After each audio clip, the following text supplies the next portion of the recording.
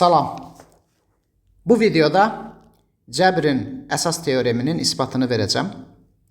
Cəbrin əsas teoremi belədir. Kompleks ədədlər çoxluğunda verilmiş sabit olmayan PZ çoxədlisinin heç olmazsa bir kompleks kökü vardır. Bu teoremdən istifadə edərək isbat eləmək olur ki, n dərəcəli bir çoxədlinin təkrarlanma nəzərə alınmaqla n sayda kompleks kökü vardır. Orada Bezo teoremini tətbiq edirik. Təbii ki, bir kök varsa, məsələn z bir kökdür, o zaman z minus z1-ə bölürük. Yerdə qalan n minus 1 dərəcəli çoxədli olur. Onun da bir kökü var bu teoremə görə. Bu prosesi davam elətdirəndə təkrarlanma nəzərə alınmaqla n sayda kök olduğu isbat olunur. Bu teorem həqiqi ədədlər çoxluğunda da doğru deyil. Məsələn, həqiqi ədədlər çoxluğunda verilmiş px bərabərdir x kvadratı plus 1 çoxədlisinin bilirik ki, həqiqi ədədlər çoxluğunda kökü yoxdur. Və əgər bir çoxədlinin kökü varsa, sabit olmayan bir çoxədlinin kökü olursa, o zaman o çoxluğa cəbri qapalı çoxluq deyirlər. Bu teorem göstərir ki, kompleks ədədlər çoxluğu cəbri qapalıdır. Amma həqiqi ədədlər çoxluğu cəbri qapalı deyil. Məsələn, indicə göstərdiyimiz çoxədlinin həqiqi ədədlər çoxluğunda kökü yoxdur. Bu videoda bu teoremin isbatını verəcəm. Bu isbatı mənə universitetdə oxuyanda müəllimim Hüseynli Əli müəllim vermişdi. Əli müəllim indi Xəzər Universitetində işləyir. Mən Bakıdövlətdə oxuduğum vaxtı Bakıdövlətdə mənə dərs deyirdi. Və sual vermişdi ki, bu teoremi necə isbat eləyərsən? Onda o isbatı mənə demişdi. Çox möhtəşəm bir isbatdır həqiqətən. İndi o isbatı verəcəm. Deməli, PZ belə bir çoxədlidir. A0 plus A1Z plus A2Z kvadrat n dərəcəli bir çoxədli olsun. AN Z üstündə n və bu çoxədlinin dərəcəsi n'dir. N təbii ki, birdən böyük bərabərdir. Sabit olmayan bir çoxədlidir və natürəddir n. İspat eləməliyik ki, bunun heç olmazsa bir kompleks kökü var. Əksini fərz edək. Əksini fərz edək. Deyək ki, kökü yoxdur. Yəni, istənilən Z kompleks ədədi üçün PZ 0 deyil. İndi belə bir funksiyaya baxaq. FZ bərabərdir 1 bölünsün PZ funksiyasına baxaq.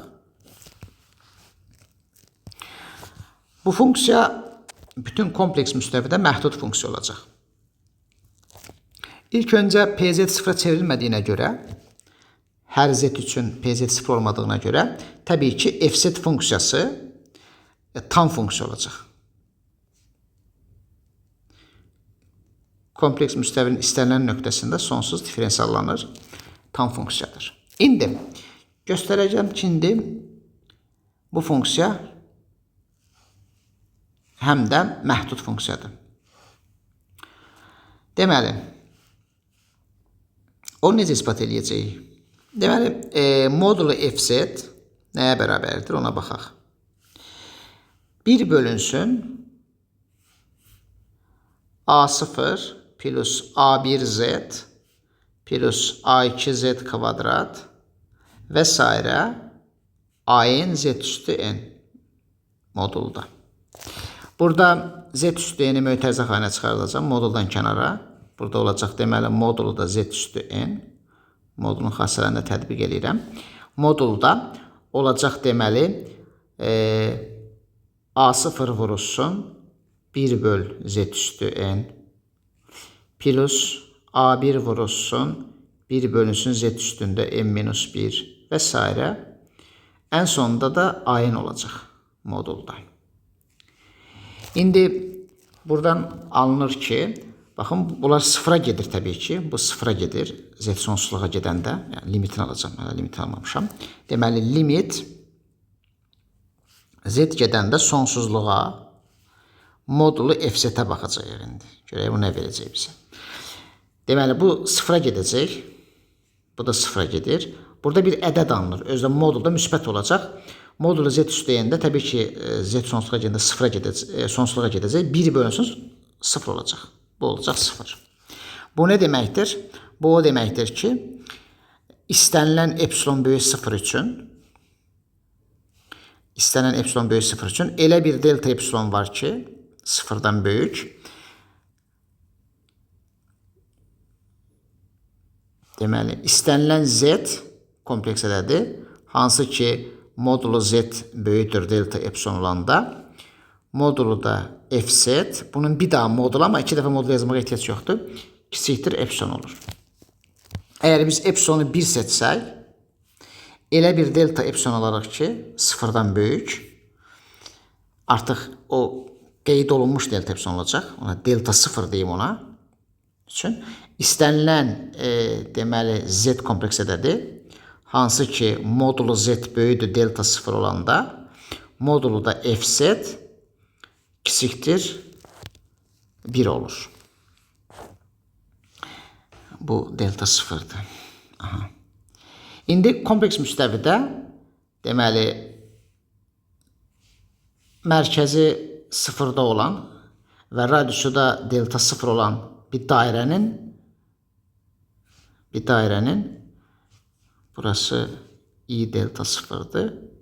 Burası mənfi i delta 0'dır. Bu dairənin kənarında bu funksiya məhduddur. Təbii ki, bu dairədə də məhduddur bu funksiya. Tam funksiya olduğuna görə, deməli, onda alınır ki, fz funksiyası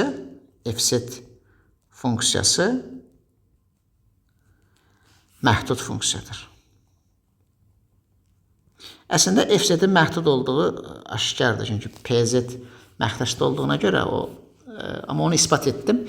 Burada istifadə elədim bundan. Yəni, modulu z üstündə n. Əgər z gedərsə sonsuzluğa, bu müsbət sonsuzluğa getmiş olar. Bu aydındır bunun isbatı və içəridə sabitdir. Özə müsbət bir ədəd olacaq. Burada ayın 0 deyil təbii ki. N dərəcəli bir çoxəldirsə ayın 0 deyil. Bu məhdud funksiyadır. Fz məhdud funksiyadır. Həm də tam funksiyadır. Fz həm də tam funksiyadır. Onda Liouville teoreminə görə bütün kompleks müstəvidə təyin olunmuş. Tam funksiya təbii ki, bütün kompleks müstəvidə təyin olunacaq da. Tam məhdud funksiya məhduddur Liouville teoreminə görə. Liouville teoreminə görə tam məhdud funksiya